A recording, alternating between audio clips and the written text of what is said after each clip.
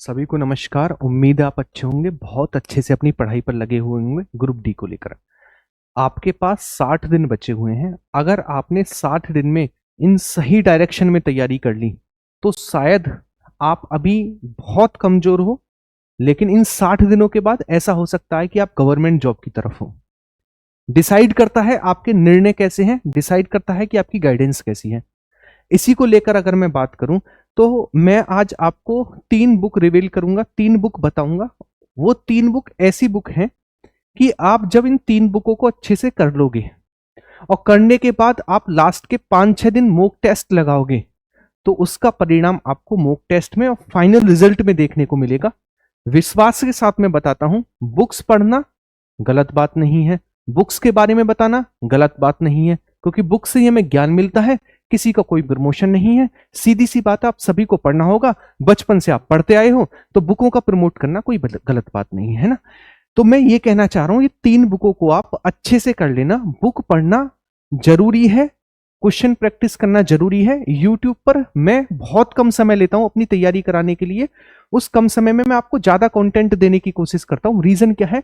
Reason है कि आप जो 3-3 4-4 घंटे बर्बाद करते हो उसकी जगह आप 10-15 मिनट में कंटेंट लेकर चले जाओ। वही कंटेंट जो मैं आपको बताने वाला हूं।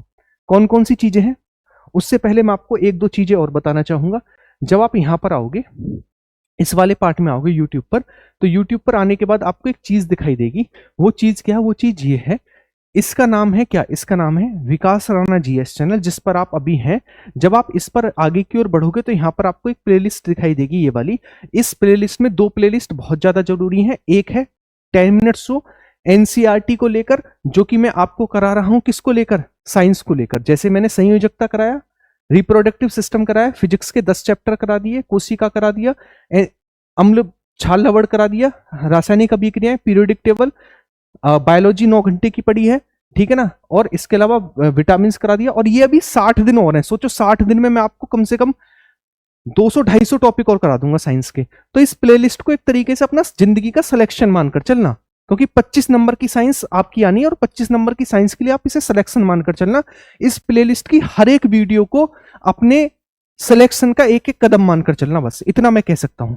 दूसरी प्लेलिस्ट जो है ये वाली है, जिसे आप कह सकते हो 10 मिनट्स हो जीके जीएस का लेकर, जिसमें आपको वीडियो देखने को मिलेंगी 84, ये वाला। इन 84 वीडियो में आपको कम से कम 250 टॉपिक देखने को मिलेंगे। जैसे मैंने आपको पुस्तकें करा दी, इसके अलावा मैंने आपको अनुच्छेद करा दिए, पूरी इकोनॉमिक्स करा दी, मुद्रा, राजधानी, पर्वत, दर्रे, झील एक वीडियो में करा दिए, जनगणना, नदी, अनुच्छेद, मौलिक अधिकार, विटामिन, विश्व की राजधानी, संविधान संशोधन, छोटे छोटे 12-12, 14-14 मिनट की वीडियो में मैंने सारा करा रखा है। एक बार इन 2 प्लेलिस्टों को छाप देना अगर ग्रुप डी में वास्तव में सिलेक्शन लेना है तो। अब मैं चलता हूं बुक्स की ओर।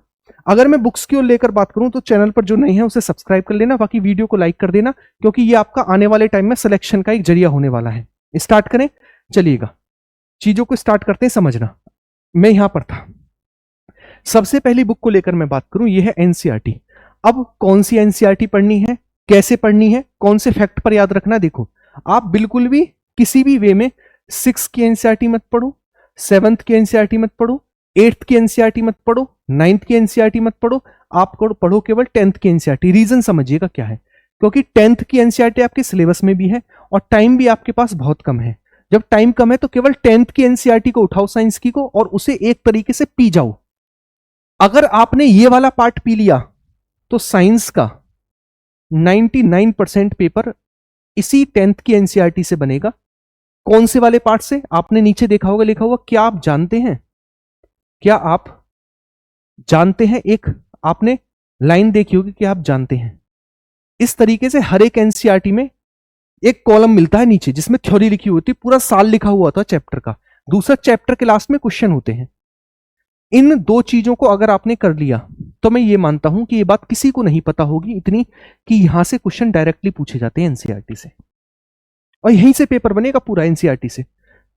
समझ गए? पता सबको होता है, करने की बात होती है।